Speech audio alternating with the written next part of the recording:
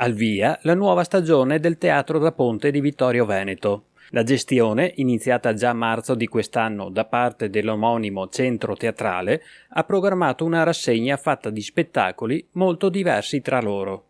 Ci aspettava una stagione teatrale particolarmente fresca, diciamo molto varia e con vari gusti. Cosa significa? Volevamo fare una stagione che permettesse di avere vari tipi di teatro, quindi passiamo dal teatro classico bologniano al teatro di Shakespeare, a teatro classico però rivisitato in maniera più moderna. Abbiamo dei testi inediti, abbiamo danza ovviamente e abbiamo anche dei testi un po' particolari con delle cose un po' così, anche un po' di nicchie se vogliamo, ma comunque particolari.